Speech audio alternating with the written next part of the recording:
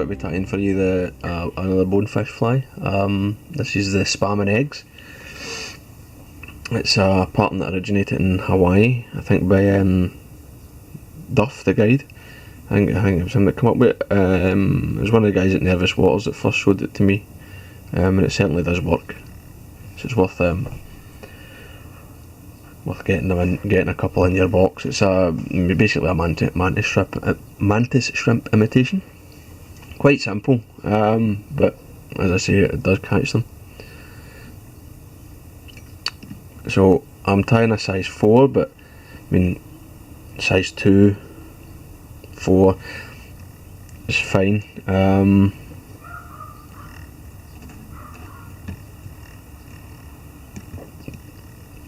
suppose you could tie them in a 6, but it's a bit small. It's a wee bit small for Hawaii. So, I mean, if you're going to a different location, then yes, scale them down. I mean, but I usually only tie them in like 2s and 4s. So, I've got my bonefish hook in the vise. Just use whatever you like, and it's 11S 3H, size 4. And I've run on some pink thread. Obviously you would alter the thread colour to suit. You know, if you were tying a slightly different colour.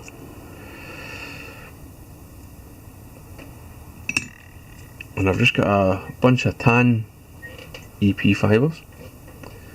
Right. I just sort of pre-cut them. You know, if I'm tying like half a dozen, I pre-cut them and I stick them in a wee bit of cut foam. So you want the tail to be sort of a shank and a half, shank 3/4 in length. Just tie that in, and I just tie it the length of the body up to where the eyes are.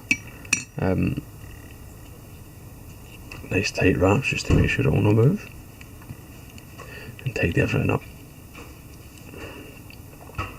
Then you can come in with your brown marker. I suppose you could use black if you like. I never do, I always go for brown. Just get some stripes on the EP. There you go, that's nice. And then I'm going to invert it quickly and tie in the sort of egg sac.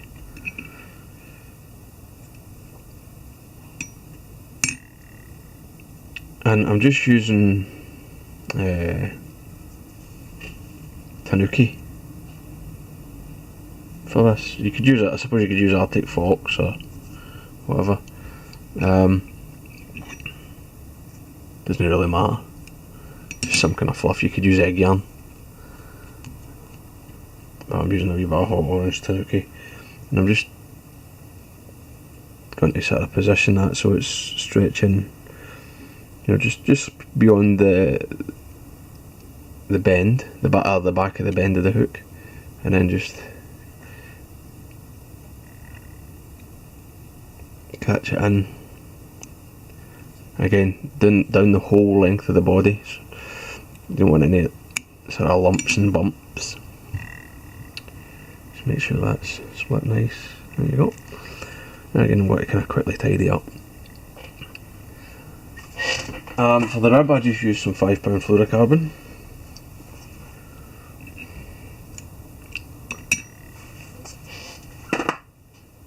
I actually don't put any flash in this. You could add a couple of strands of crystal flash to the tail if you like, but it's quite, I mean, it's quite big, you know, it's bulky, it moves a bit of water. And then I'm going to tie in the body hackle, which is I'm just using Grizzly saddle. This is a whiting Hebert minor, but you know, whatever will do. Any kind of good quality. I like a good hackle in this. Just to give it that sort of nice buggy appearance and get plenty of turns for not very much plenty of fibres for fewer turns, I should say. You don't need to hammer it so heavily. And then the body is just, it's a dubbed body. I don't actually know what the original body was.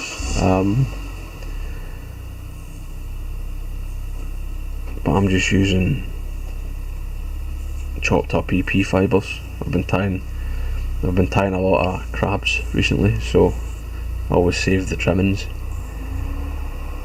because it makes good dubbing when you trim your merkins. And then just wind the dubbing forward. I like to leave the dubbing sort of reasonably thin, so that when it's in the water, the underbody shows through. There we go, that's nice. Take away any excess, get it back in the wee bag. And then I'll just wind my hackle forward. And I wind my hackle in the opposite direction to everything else, basically. So usually my thread turns are going away from me, the hackle's coming towards me. The reason being, it's the weakest fibre, so you can it can sink into the dubbing, and then the rib will be ribbed in the opposite direction, which will protect it a bit more. I know that bonefish have teeth, but it's just fish in the flats. You might be tempted to throw it at something else as well that you could see.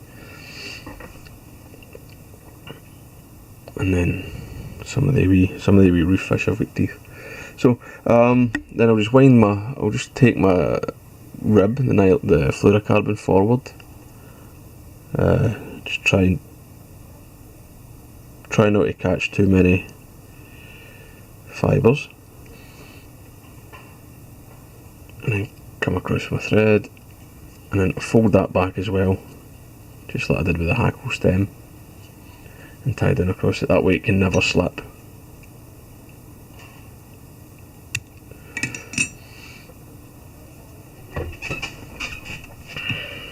And then I'll just kind of carefully come in with my velcro, just to sort of more to remove any trapped hackle fibres than to pull out any dubbing.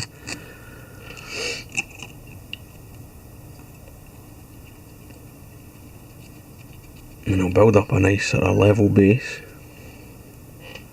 or a smooth base for the legs and the eyes. 1, 2, 3. So I've got some silicone legs here. I'm just going to figure 8 them on.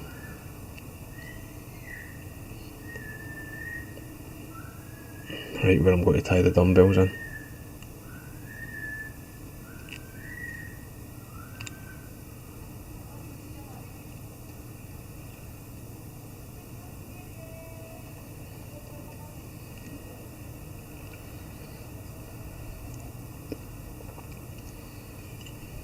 Try and get any of the hackle fibres that I'm trapping, push them back, and I'll separate those legs. No, I'll leave them for now. Then I'm going to grab a set of eyes.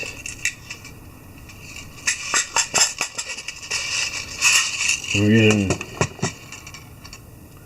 medium, with these pseudo eyes. Just use whatever eyes suit. You could go tungsten if you like, or you could even, depending on where you're fishing, you could be going as light as bead chains.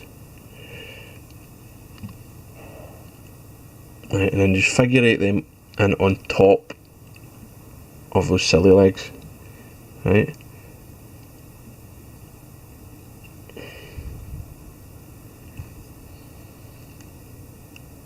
You've got a bit of leeway here actually to sort of manoeuvre them that you wouldn't normally have. you know, because you would normally be tying them straight in the shank. Then just same as usual, go in between the hook and the eye. Make sure you've got it square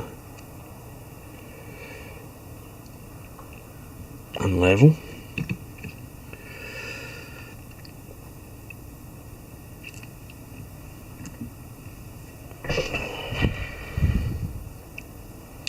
Now that's better.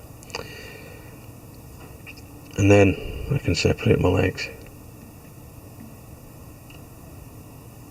Just get my wee pull.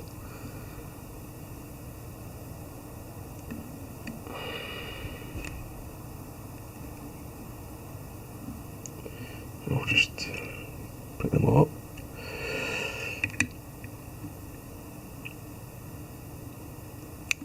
Trim them to length. It's up to you how long or short you leave them. And then I'm going to tie a weed guard in. So I've got a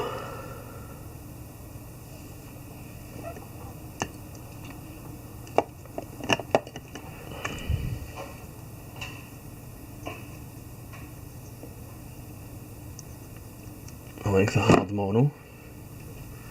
Just going to flatten the end.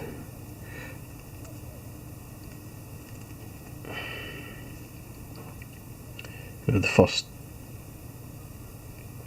1/8 to 1/4 of an inch.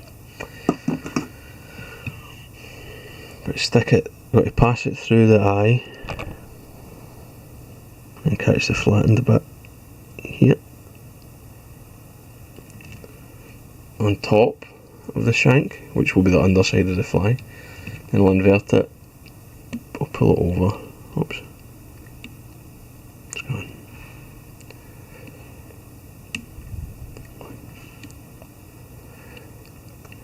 And tie it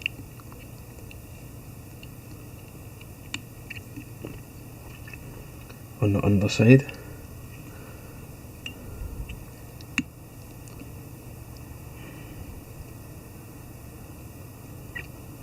And then just to stand it up, I like to put some turns behind.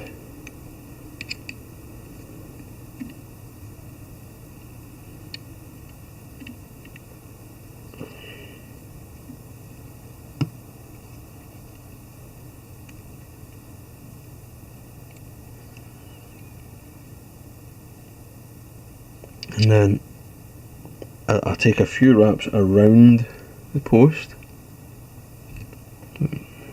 going one way, and then the same again the other direction.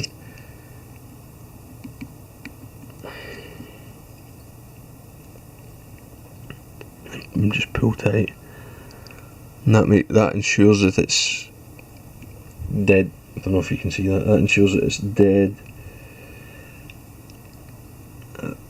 in line with the hook point. And I'll just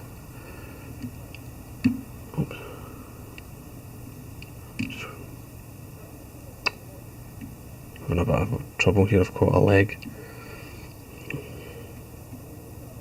I've got 2 legs.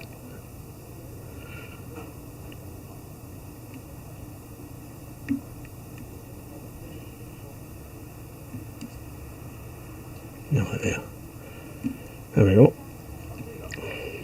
If that ever happens to you, that's how to escape. Just sort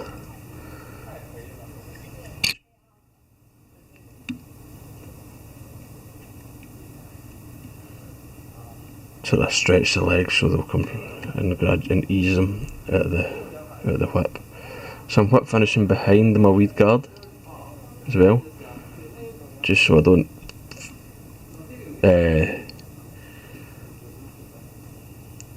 force it down with the thread wraps as I whip finish it. And then add a bit of zapper gap.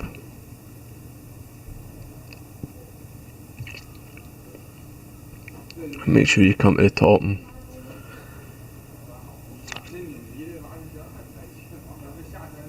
and get some on the wraps, holding down your dumbbell eyes, and that's it. I'll just trim that reed guard when I take it off the vise. That's it, the spam and eggs, mantis shrimp. It's an effective pattern. It will catch you some fish. So tie them up and put them in your box. I hope you liked that. If you did, or if you didn't, please leave a comment below. Let me know what the sort of things that you would like me to tie. And don't forget to like and subscribe for more videos. Thanks a lot guys, bye.